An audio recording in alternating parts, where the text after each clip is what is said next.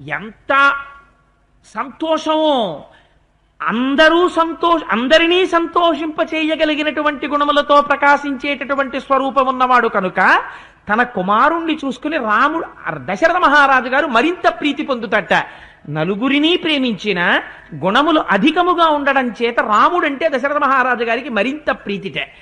ఇంత ప్రీతి కలిగినటువంటి దశరథ మహారాజు గారు ఒకసారి మంత్రుల్ని, ఇతర రాజుల్ని, ప్రభుత్వోద్యోగుల్ని, జానపదుల్ని, అయోధ్యాపట్టణవాసుల్ని, కోసల దేశంలో ఉన్నటువంటి ప్రధానమైన వ్యక్తుల్ని అందరినీ పిలిచి పెద్ద సమావేశం ఏర్పాటు చేశారు. వృద్ధుడైపోయాడు మహానుభావుడు. మహా తేజస్సుతో వచ్చి సింహాసనం మీద కూర్చున్నాడు. ఆయన వచ్చి కూర్చునే వరకు లేచి నిలబడి ఎవరెవరికి ఏ ఏ ఆసనముల యందు కూర్చోవాలో ఆయా ఆసనములందు ఉచిత రీతిలో అందరూ కూర్చున్నారట.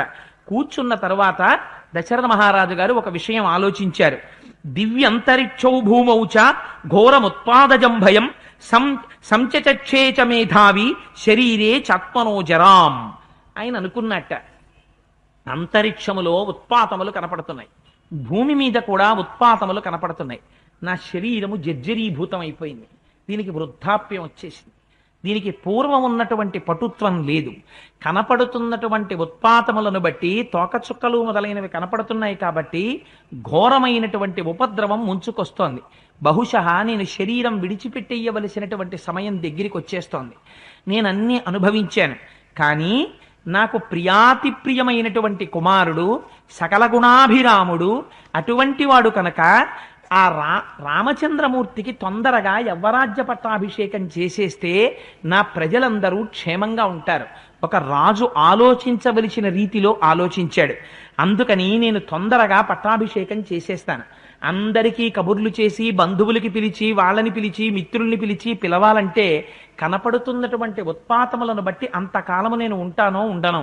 అందుకని తొందరగా పట్టాభిషేకం చేయాలి. అందుకని నతు కేకయ రాజానాం జనకం వా నరాధిప తరయా చానయామాస పశ్చాత్తౌ శ్రోష్యత ప్రియం.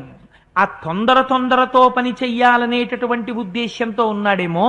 కేకయరాజు గారికి కబురు చెయ్యలేదు, అటు జనక మహారాజు గారికి కబురు చెయ్యలేదు. రామచంద్రమూర్తికి పట్టాభిషేకం చెయ్యాలనేటటువంటి ఉద్దేశ్యంతో ఆ సభలోకి వచ్చారు. వచ్చి సింహాసనం మీద కూర్చున్నాడు. ఆ సభలో ఉన్నటువంటి వారిని అందరినీ ఒక్కసారి చూశాడు. ఎంత అందమైన మాట మాట్లాడతాడో చూడండి దశరథుడు. నిజంగా నాకు ఈ శ్లోకం అంటే ఎంత ఇష్టమో. ఇలా మాట్లాడడం దశరథ మహారాజు గారికే చెల్లింది. అటువంటి శ్లోకాన్ని ఇవ్వడం ఒక్క వాల్మీకి మహర్షికి చెల్లింది. ఎంత గొప్ప శ్లోకమో చూడండి. ఇదం శరీరం కృత్స్నస్య లోకస్య చరతాం హితం పాండురస్యాతపత్రస్య ఛాయయాం జరితం మయా. ఈ తెల్లటి గొడుగు కింద కొన్ని వేల సంవత్సరాల నుంచి కూర్చున్నాను. ఈ తెల్లటి గొడుగు కింద కూర్చునుండగానే నా శరీరం జర్జరీభూతం అయిపోయింది అన్నాడు. ఏమిటా మాటకు అర్థం? తెల్లటి గొడుగు కింద కూర్చోవడం అంటే రాజుగా ఉండడం. ఈ తెల్లటి గొడుగు కింద కూర్చోవడంలో, రాజుగా ఉండడంలో, రాజ్య పరిపాలన చెయ్యడంలో, నేను రాజుని అని భోగాలు అనుభవించడంలో, సంతోషంగా కాలం గడిపేయడంలో నాకు తెలియలేదు. ఇలా చూసుకుంటే ఇవాళ నా శరీరం అంతా ముడతలు పడిపోయింది.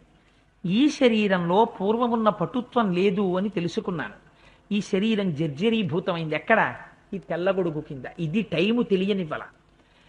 భోగం ఉన్నన్నాళ్ళు, ఒంట్లో ఓపిక ఉన్నన్నాళ్ళు, ఇంట్లో డబ్బు ఉన్నన్నాళ్ళు, అందినంత ఆనందం అనుభవించగలిగిన ఆరోగ్యం ఉన్నన్నాళ్ళు గడిచిపోతున్న సమయం తెలియదు. అందుకని వీటన్నింటికీ కారణం ఏమిటి? అదిగో పైనున్న శ్వేతఛత్రం, దాని కింద జీర్ణమైపోయింది ఈ శరీరం.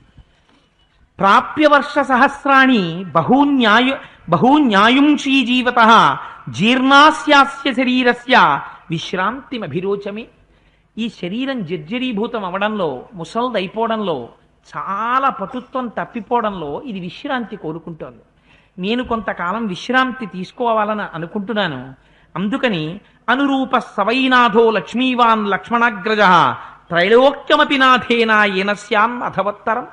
3 లోకములను శాసించగలిగినటువంటి, కాంతి కలిగినటువంటి మహాపురుషుడైనటువంటి వాడు నా కుమారుడిగా ఉన్నాడు రామచంద్రమూర్తి. ఆయన ఇంద్రుడితో సమానుడు. అటువంటి వాడు కనుక నా జ్యేష్ఠుడైనటువంటి రాముడికి యవ్వరాజ్య పట్టాభిషేకం చేద్దామని అనుకుంటున్నాను. కానీ ఒక్కట ఆలోచించండి, నా అంత నేనుగా చేసినటువంటి నిర్ణయం సర్వకాలములయందు ఖచ్చితంగా ఉండకపోవచ్చు. ఎందుకని? ఈ నిర్ణయంలో ఒక పక్షపాత బుద్ధి ఉండొచ్చు. నా కొడుకు అన్న భావన, రాముడు నా జ్యేష్ఠ కుమారుడన్న భావన నా కళ్ళని కప్పివేసి ఉండొచ్చు. న్యాయాన్యాయ విచక్షణ నేను చేయలేకపోయి ఉండొచ్చు. సర్వకాలములయందు నా కొడుకులో నాకు గుణములే కనపడి ఉండొచ్చు. కానీ మీ అందరికీ కూడా అలా గుణములు కనపడుతున్నాయో కనపట్టలేదో నాకు తెలియదు. మీరు పక్షపాతం లేకుండా స్వతంత్రంగా నిర్ణయం చెయ్యగలిగిన వారు. నా తర్వాత ఉత్తరాధికారిగా ఈ సింహాసనం మీద కూర్చునేవాడు ఈ రాజ్యాన్ని ధర్మబద్ధంగా పాలించాలి, ఇంద్రియములకు లొంగనివాడై ఉండాలి, రాజ్యములో ఉన్న ప్రజల్ని తన బిడ్డలలా చూసుకోగలిగినటువంటి వాడై ఉండాలి. రాముడు నా పెద్ద కుమారుడు అని పట్టాభిషేకానికి యోగ్యుడని నేను అనుకుంటున్నాను. కానీ అలాంటివాడు అవునో కాదో మీరు విచారించండి. నేను రాజుని చెప్పాను అని మీరు అనుకోకండి.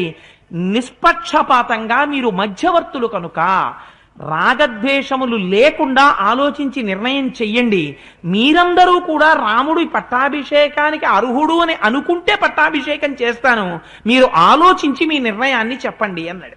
ఎంత గొప్పగా మాట్లాడాడో చూడండి దశరథుడు. తన నిర్ణయాన్ని రుద్దలేదు మిగిలిన వారి మీద. వాళ్ళందరూ అన్నారట ఒకేసారి, స్నిగ్ధో నునాదీ సంజజ్ఞే తత్ర హర్ష సమీరిత జనౌ ఘోష జుష్ట సన్నాదో విమానం కంపయన్నివా. వాళ్ళందరూ ఒకేసారి సంతోషంతో, దశరథ మహారాజా నువ్వు చెప్పినటువంటి ప్రతిపాదన మేమందరం అంగీకరిస్తున్నాం, వెంటనే రాముడికి యవ్వరాజ్య పట్టాభిషేకం చేసేసాయి అని అరిచినటువంటి అరుపులకి అక్కడ ఉన్నటువంటి అంతఃపుర ప్రాకారం కదిలిపోయిందా అన్నంత ధ్వని చేశారట. ఎలా? అందరూ మాట్లాడుకోలేదుట, స్పాంటేనియస్ గా ఒకేసారి అరిచారట. గొప్ప ప్రతిపాదన చెప్పావయ్యా దశరథ మహారాజా, చేసేసాయి. అనేక వర్ష సహస్రో వృద్ధస్త్వమపి అసి పార్థివ స రామం యువరాజాన మభిషించస్వ పార్థివం. నువ్వు చాలా కాలం, కొన్ని వేల సంవత్సరాలు పరిపాలించి వృద్ధుడవైపోయావు. అన్ని గుణములు కలిగినటువంటి రాముడికి వెంటనే పట్టాభిషేకం చేసేసాయి. ఇచ్చామోహి మహాబాహుం రఘువీరం మహాబలం గజేన భతాయాంతం రామం ఛత్రవృతాననం. రాముడు పట్టభద్రుడై ఆ ఏనుగు మీదెక్కి తెల్లటి గొడుగు కింద ఊరిరుగుతుంటే ఎప్పుడెప్పుడు చూస్తావా అని మా మనస్సులన్నీ తల్లడిల్లిపోతున్నాయి. అలా చూడాలని ఉత్సాహంతో ఉన్నాయి. అందుకని దశరథ మహారాజా వెంటనే పట్టాభిషేకం చేసేయన్నారు. విన్నట్ట దశరథ మహారాజు గారు సంతోషించాడు. ఓహో, చాలా గొప్ప మాట చెప్పారయ్యా మీ అందరూ, కానీ నేను ఒక్క మాట అడుగుతాను, జవాబు చెప్పండి అన్నాడు. ఏమిటి అడగమన్నారు? ఆయన అన్నాడు, కొన్ని వేల సంవత్సరాల నుంచి మీ అందరినీ కన్నబిడ్డల్ని పరిపాలించినట్టు ధర్మం తప్పకుండా పరిపాలించాను. ఇవాళ నేను నా కుమారుడైన రాముడికి యవ్వరాజ్య పట్టాభిషేకం చేస్తాను అని చెప్తే మీలో ఒక్కరు కూడా, దశరథ ఇప్పుడు వచ్చిన లోటేమిటి, నువ్వు మమ్మల్ని తండ్రిలా పరిపాలిస్తున్నావు, కొన్ని వేల సంవత్సరాల నుంచి ధర్మం తప్పలేదు అని ఒక్కడు అనలేదు. నా కొడుకుని యవ్వరాజ్య పట్టాభిషేకం చేస్తే చూడాలనుంది అంటున్నారు. నేనన్నానని మీరన్నారా? లేకపోతే నా పాలనలో లోటు కనపడిందా? నాకన్నా గొప్ప గుణాలు రాముడిలో కనపడ్డాయా? రాముడు మీకెందుకు యువరాజుగా కావలసి వచ్చిందో చెప్పండి. ఎంత పరీక్ష పెట్టాడో చూడండి. తన కొడుకనే అంత తొందరగా రాజ్యమేమి ఇవ్వలా దశరథ మహారాజు గారు. దశరథ మహారాజు గారు రాముడికి రాజ్యం ఇవ్వాలంటే ప్రజలందరిలో కూడా ఆమోదం ఉందో లేదో ఎంత పరిశీలన చేశాడో చూడండి. ఇది దశరథుడు అంటే, ఇది అసలు ప్రజాస్వామ్యం అంటే, ఇది ప్రజల యొక్క మనస్సుల్లో ఉన్న అభిప్రాయాన్ని కనిపెట్టి పరిపాలించడం అంటే. అంటే వాళ్ళన్నారు, మాకందరికీ ఎందుకు ఇష్టమో తెలుసా రాముడంటే, రామ సత్పురుషో లోకే సత్యధర్మపరాయణ సాక్షాత్ రామాత్ నిర్వృత్తో ధర్మాశ్చాపి శ్రియాసహ. రాముడు సత్పురుషుడు ఈ లోకం మొత్తం మీద. ఆయన సత్యధర్మపరాయణుడు. ఆయనకి సత్యము ధర్మము ఈ రెండే కావాలి. అన్నిటినీ మించి రాముడి దగ్గర ఉన్న చాలా గొప్ప గుణం ఏమిటో తెలుసా దశరథ? ధర్మాన్ని లక్ష్మిని కలిపి ఉంచడం రాముడికి తెలుసు అన్నారు. ఎందుకని? మనకందరికీ ఏం తెలుసంటే కామాన్ని అర్థాన్ని కలపడం తెలుసు. తెలియక్కర్లేదు, మనకి పుట్టుకతో వచ్చేస్తుంది అది. ఎందుకని? లోపల నుంచి కామం పుడుతుంది. కలర్ టీవీ కొనాలి, కలర్ టీవీ కొనాలి, కలర్ టీవీ కొనాలి. మనకి పుట్టకపోయినా ఇంట్లో వాళ్ళకి పుడుతుంది. పుట్టగానే ఆఫీసులో ఎన్ని రకాల అడ్వాన్సెస్ ఉంటాయో, ఒకవేళ అడ్వాన్సెస్ పెట్టి జీతం సన్నగిల్లిపోతే తట్టుకోలేం కాబట్టి ఎలా దాన్ని సంపాదించుకోవచ్చో ఇంకా బుద్ధి అన్వేషించడం మొదలు పెడుతుంది. కామము అర్థము, కామము అర్థము, కామము అర్థము, సుడిగాలిలో పడిపోయినటువంటి దూది పింజ తిరిగినట్టు తిరుగుతుంటాం. కానీ ముందు ధర్మము, తర్వాత అర్థకామములు. అర్థాన్ని ధర్మం పక్కన పెడితే ఉపద్రవం రాదు. ఎందువల్ల తెలుసా అండి? అధర్మంగా మీరు తెచ్చి పెట్టారనుకోండి, అశాంతి ప్రారంభమవుతుంది. అశాంతితో పాటు అధర్మంగా వచ్చినటువంటి ఆర్జన అధర్మంతోనే వెళ్ళాలి బయటికి. అందుకని అది ఏం చేస్తుంది? 10 లక్షలు వచ్చింది, హార్ట్కి బైపాస్ సర్జరీ అవసరం అవుతుంది. లేకపోతే ఎక్కడో అనారోగ్యం మీదో, ఎక్కడో ప్రమాదాన్ని తట్టుకోవడానికో, ఎక్కడో ఉపద్రవాన్ని అధిగమించడానికో తీసుకెళ్లి ఖర్చు పెట్టాల్సి ఉంటుంది. బయట ఒక చెట్టు కింద పడుకున్నవాడు విశ్రాంతిగా పడుకోగలడేమో కానీ అక్రమంగా తెచ్చి ఇంట్లో పెట్టిన వాడికి మాత్రం ఎప్పుడూ బెంగే. ఎందుకనంటే ఏమో ఇది ఎవడికి తెలుస్తుందో, ఎవడట్టుకుపోతాడో అని బెంగ. అందుకని రాముడికి తెలుసున్నదేమిటో తెలుసా? ధర్మాన్ని లక్ష్మిని కలిపి ఉంచుతాడు. ఈ ఉంచడం లోకములకంతటికీ రక్షణ. అందుకని రాముడు సింహాసనం మీద ఉంటే లోకం కూడా అలా ఉంటుంది. లోకం అలా ఉంటే ధర్మముతో కూడిన లక్ష్మి ఉన్న చోట దేవతల యొక్క అనుగ్రహం ఉంటుంది. ఏ బాధలు లేకుండా ప్రజలుంటారు, రామరాజ్యం అవుతుంది. అందుకని మేము రాముణ్ణి రాజుగా కావాలని అడిగాం. అన్నిటినీ మించి రాముడు వస్తే మాకు ఎలా ఉంటుందో తెలుసా? ఒక్క మాటలో చెప్పేస్తాం. ప్రజా సుఖత్వే చంద్రస్య వసుధాయా క్షమాగుణై బుద్ధ్యా బృహస్పతే స్తుల్యో వీర్యే సాక్షాత్ శచీపతే. రాముడు చంద్రుణ్ణి చూశాడు అనుకోండి, ఎవడైనా అబ్బా ఈ చంద్రుడు ఏమిటండి బాబు ఊరికే విసిగించేస్తున్నాడు అని ఎవడైనా అంటాడా? చంద్రుణ్ణి చూసేటప్పటికి ఎవరికైనా అబ్బాయి ఎంత హాయిగా ఉందనిపిస్తుంది. మేడ మీదకి వెళ్ళి కూర్చున్నాడు అనుకోండి, పౌర్ణమి చంద్రుడు ఉన్నాడు అనుకోండి, ఆహ్లాదంగా ఉంటుంది. రాముణ్ణి చూస్తే అంత ఆహ్లాదంగా ఉంటుంది కాదుట. రాముడి దగ్గర ఎన్ని అస్త్రాలున్నా గబుక్కుని తీసి ప్రయోగించేసేయడు. అంత ఓర్పు ఉన్నవాడు. భూమికి ఎంత ఓర్పో రాముడికి అంత ఓర్పు. బృహస్పతికి ఎంత బుద్ధో రాముడికి అంత బుద్ధి. ఇంద్రుడికి ఎంత శక్తో రాముడికి అంత శక్తి. ఇన్ని గుణాలు రాముడిలో ఉన్నాయి. అందుకని మేము రాముడు రాజుగా కావాలని కోరుకుంటున్నాం. అన్నిటికన్నా చాలా గొప్ప గుణం, మేము అనుభవించిన గుణం ఒకటి చెప్తాను. దశరథారణ్య కొడుకులో జాగ్రత్తగా విను. ఇది మీరు వినండి, ఒకసారి మానసికంగా విజువలైజ్ చేయండి. మీరు ఎంత సంతోషిస్తారో ఆ రాముడికి మేము వారసులమని. చూడండి రాముడి గొప్పతనంట. యదావ్రజతి సంగ్రామం గ్రామార్ధే నగరస్యవ గత్వా సౌమిత్ర సహితో నా విజత్య నివర్తతే సంగ్రామాత్పున రాగమ్య కుంజరేణ రథేనవా పౌరాన్ స్వజనవన్నిత్యం కుశలం పరిపృచ్ఛతి పుత్రేష్వగ్నిషు దారేషు ప్రేష్య శిష్య గణేషు చ నిఖిలే నాను పూర్వ్యాచ్య పితా పుత్ర నివౌరసాన్. రాముడు లక్ష్మణుడితో కలిసి దశరథ ఎక్కడికైనా యుద్ధానికి వెళ్ళాడనుకో, విజయం చేపట్టకుండా రాముడు తిరిగి రాడు. అటువంటి రాజు మాకు కావాలి. 2, రాముడు చాలా కాలం యుద్ధం చేసి అయోధ్యకి తిరిగి వచ్చాడనుకో విజయంతో, లోపలికి వెళ్ళినటువంటి రాముడు చాలా కాలం యుద్ధం చేసి వచ్చానని లోపల గొప్ప గొప్ప ఆనందంతో సంతోషంతో లోపల మేజువాణీలతో గాలం గడిపేటటువంటి వాడు కాడు. లోపలికి వెళ్ళిన రాముడు స్నానం చేసి వెంటనే రథమో ఏనుగో ఎక్కి అయోధ్యలో బయటికి వస్తాడు. వచ్చి ప్రతి వాళ్ళ దగ్గరికి వచ్చి పూర్వభాషీచ రాఘవ ముందు ఆయనే పిలుస్తాడు. ఏమయ్యా కోటేశ్వరరావు, జాగ్రత్తగా ఉన్నావా? సంతోషంగా ఉన్నావా? మీ ఆవిడ బాగుందా? మీ బిడ్డలు బాగున్నారా? నీ అగ్నిహోత్రం బాగుందా? నీ స్వాధ్యాయం నడుస్తోందా? నీ పురాణం బాగా చెప్తున్నావా? నువ్వు చదువుకుంటున్నావా? నువ్వు సంతోషంగా ఉన్నావా? ఇన్ని ప్రశ్నలు వేస్తాడు. తల్లి దగ్గర నుంచి, తండ్రి దగ్గర నుంచి, అగ్నిహోత్రాల దగ్గర నుంచి, గురువుల దగ్గర నుంచి, శిష్యుల దగ్గర నుంచి ఇన్ని ప్రశ్నలు ఏనుగో రథమో ఎక్కి ప్రతి ఇంటి ముందు నుంచి వెడుతూ కనపడ్డ వాళ్ళందరినీ ముందు తను పిలిచి తను ప్రశ్నిస్తాడు. ఎవరయ్యా రాజు ఇలా వచ్చి మమ్మల్ని ప్రశ్నించేవాడు? అటువంటి గుణం నీ కొడుకులో ఉంది, అందుకు మాకు కావాలి రాముడు రాజుగా. అటువంటి వాడు రాజుగా లేకపోతే మా బ్రతుకెందుకయ్యా ఇంకా, అందుకు అడుగుతున్నాం రాముణ్ణి. అంతేకాని ఏదో నువ్వన్నావని మేమంటా లేదు. ఇది రాముడి దగ్గర ఉన్న గుణం. అన్నిటికన్నా ఇంకా గొప్ప గుణం ఏమిటో తెలుసా? వ్యసనేషు మనుష్యాణం భృశం భవతి దుఃఖితః ఉత్సవేషు చ సర్వేషు పితేవ పరితుష్యతి. రాముడు వ్యసనేషు మనుష్యాణం భృశం భవతి దుఃఖితః ఉత్సవేషు చ సర్వేషు పితేవ పరితుష్యతి. రాముడు ప్రజలు సుఖంగా ఉంటే తండ్రి సంతోషించినట్టు సంతోషిస్తాడు. తండ్రి ప్రేమకి అవధి ఉండదు. అందుకే భర్తృప్రేమ, మాతృప్రేమ, తల్లి ప్రేమ, తండ్రి ప్రేమ, వీటిని ప్రేమ అని పిలుస్తారు. ప్రేమ అన్న మాటకు అర్థం ఏమిటో తెలుసా అండి?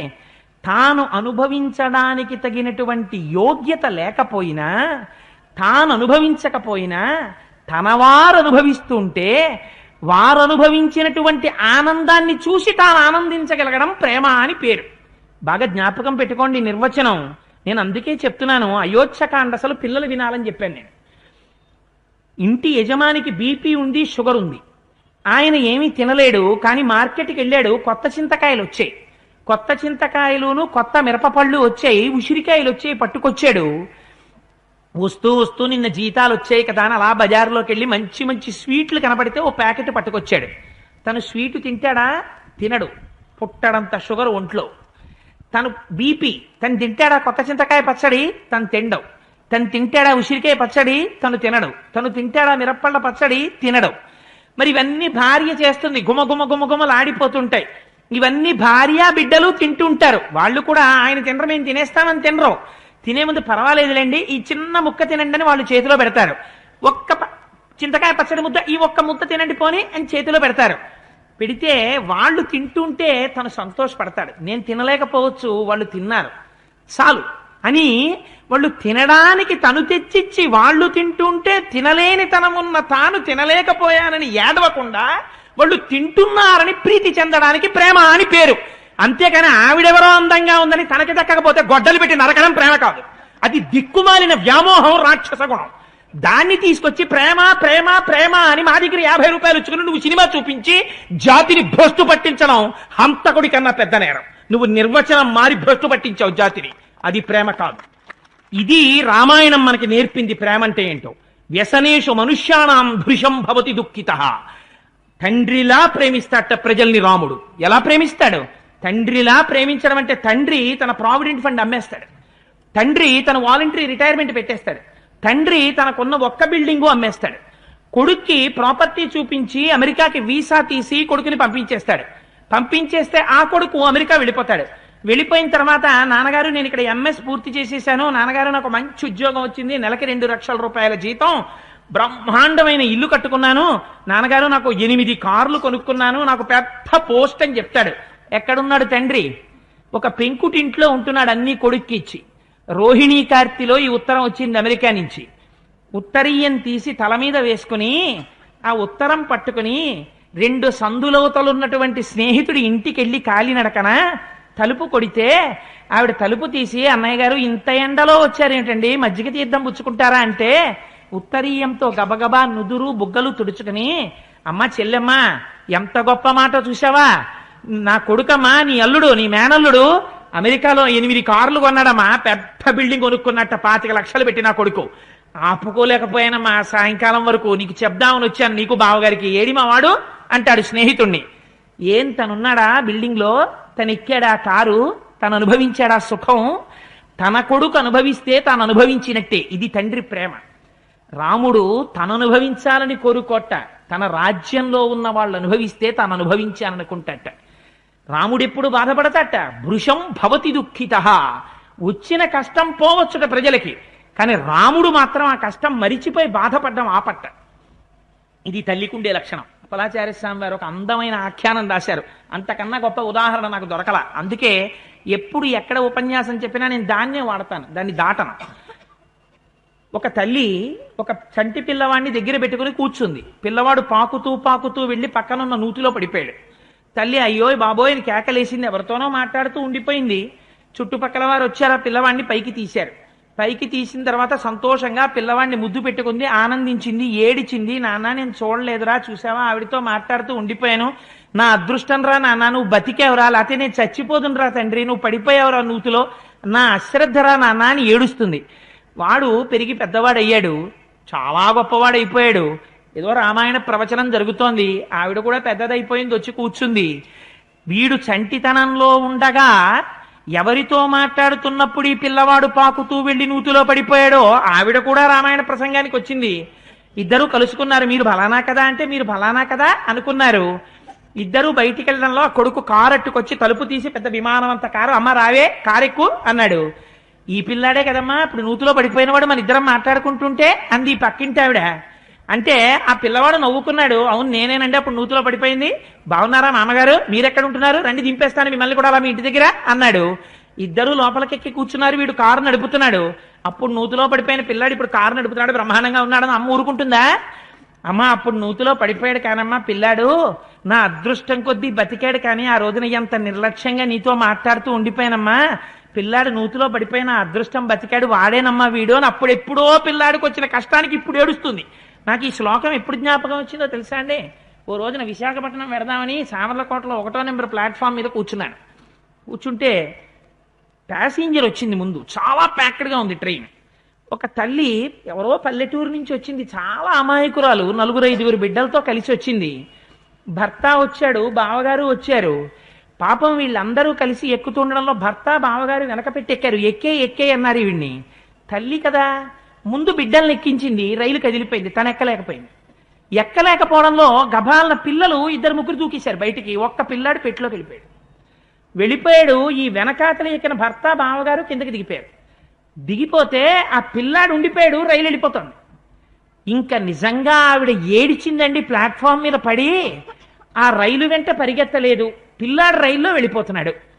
నిజంగా మహాప్రభో ఇప్పటికీ నాకు జ్ఞాపకం వస్తే ఎంత బాధ కలుగుతుందో. ప్లాట్ఫామ్ మీద దొల్లేస్తుంటే దున్నపోతా అలా ఎలా ఎక్కించావే అని భర్త వచ్చి కొడుతున్నాడు.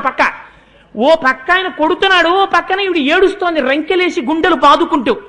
ఇది విన్నవాడు ఏ మహానుభావుడు చూశాడో చైన్ లాగి రైలు ఆపేశాడు.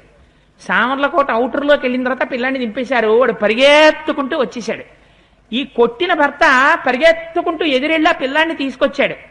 ఇంత కొట్టినాడు భర్త అన్నది మర్చిపోయింది. ఈ పిల్లాడు ముందు ఎక్కేశాడని వాడిని నిందించడం మానేసింది. ఒంటి మీద పమిట బట్ట సరిగ్గా ఉన్నాయో కూడా చూసుకోవట్లేదు. ఆ ఏడవడంలో దొల్లడంలో చీర కుర్చీళ్ళు కూడా ఊడిపోయాయి. లోపలున్న లంగాతో నిలబడిపోయింది ఆవిడ. అంటే మరోలా అనుకోకండి అమ్మలు, ఇక్కడ ఉన్నవాళ్ళు నేను ఒక సంఘటన చెప్పడానికి చెప్తున్నానంతే. ఆ చంటి పిల్లాన్ని ఆ పిల్లాన్ని ఎత్తేసుకుని హత్తేసుకుని, నాన్న నీ బతికాను రా నాన్న, నువ్వు రైల్లో వెళ్ళిపోతే నేను ఏమైపోతును రా నాన్న, నువ్వు బతికావు రా అని ఏడిచేస్తోంది. వాడు వచ్చేసాడు కదా, ఏడుపు ఆపవచ్చు కదా. భృశం భవతి దుఃఖిత. ఇది అమ్మ గుండె. అమ్మ పట్ల అమర్యాదగా ప్రవర్తించడం ఎంత ప్రమాదకరమో మీరు ఆలోచించండి. రాశీభూతమైన వాత్సల్యం అమ్మ ఎన్ని దోషాల్ని క్షమించగలుగుతుంది. అందుకే ఇదయా రాముడంటే. ఎన్ని అపరాధములు మేం చేసినా మాకు కష్టాలు వస్తే మా కష్టాలు గట్టెక్కిపోవచ్చు, కానీ మా కష్టాల్ని తలుచుకుని భృశం భవతి దుఃఖిత, రాముడు బాధపడుతూనే ఉంటాడు. నేను రాజుగా ఉండగా నాడు నా ప్రజలు ఫలానా కష్టం పడ్డారని. ఏమయ్యా మాకు అటువంటి రాజు అక్కర్లా? ఇప్పుడు చెప్పు దశరథ, నువ్వు అడిగావని మేము అడిగామా? మాకు ఇలాంటి వాడు రాజు కావాలని అడిగామా? ఇన్ని కళ్యాణ గుణములున్నాయి రాముడి దగ్గర, మాకు అక్కర్లా రాముడు రాజుగా? అందుకని పట్టాభిషేకం చేయి, యవరాజ్యమి, మేము సంతోషిస్తాం. రాముడి గొప్పతనం ఏమిటో తెలుసా? బలం ఆరోగ్యం ఆయుశ్చ రామస్యా విదితత్మనః దేవాసుర మనుష్యేషు గంధర్వోరగేషు చ అశంసతే జనః సర్వో రాష్ట్రే పురవరే తథా అభ్యంతరశ్చ బాహ్యశ్చ పౌరజాన పదో జనః. రాముడి యొక్క గొప్పతనం ఏమిటంటే ఏమీ తెలియనటువంటి జానపదులు, ఆడవాళ్ళు, ఆయనకి స్నేహితులు, స్నేహితులు కానివాళ్ళు, పరిచయం ఉన్నవాళ్ళు, పరిచయం లేని వాళ్ళు ప్రతిరోజు ఉదయం పూజామందిరం దగ్గరికి వెళ్ళి నమస్కారం చేసేటప్పుడు ఏం నమస్కారం చేస్తారో తెలుసా దశరథ? మా రాముడికి ఆరోగ్యం ఆయుర్దాయం ఇయ్యేం స్వామి, ఆ రాముడు ఉంటే మమ్మల్ని అందరినీ రక్షిస్తాడు, మా రాముడు ఆరోగ్యంగా ఉండాలి, మా రాముడు సంతోషంగా ఉండాలి అని ఏమీ తెలియని స్త్రీలు, జానపదులు, పిల్లలు, పెద్దలు, స్నేహితులు, ఏమీ కాని వాళ్ళు అందరూ నమస్కారం చేస్తారయ్యా. ఇదయ్యా నీ గొప్ప. నువ్వు నీ కొడుకు గురించి పూజ చేయించడం గొప్ప కాదయా. రాజ్యంలో ఉన్న వారందరూ స్త్రీబాల సహితంగా రాముడి యొక్క వృద్ధిని కోరుకుంటారు. ఇది రాముడంటే. అటువంటి రాముడు రాజుగా ఉండాలని మేము కోరుకోమా దశరథ? అందుకని మాకు రాముడు దశరథుడిగా కావాలని అడిగారు. అడిగితే ఎంత సంతోషపడిపోయాడంటే, తప్పకుండా రాముడికి యవరాజ్య పట్టాభిషేకం చేస్తాను. చైత్ర శ్రీమాన్ నయం మాస పుణ్య పుష్పిత కానన యవ్వరాజ్యాయ రామస్య సర్వం మే ఉపకల్ప్యతాం. ఇది చైత్రమాసం, పరమ పవిత్రమైనటువంటి మాసం. అరణ్యాలన్నింటిలోనూ చెట్లు పుష్పించి శోభించి ఉంటాయి. ఇంత పరమపావనమైన కాలం కనుక రాముడికి తప్పకుండా పట్టాభిషేకం చేస్తాను. త్రేతాయుగంలో వారాలుండేవి, ఒక ఆదివారం, సోమవారం, మంగళవారం అని.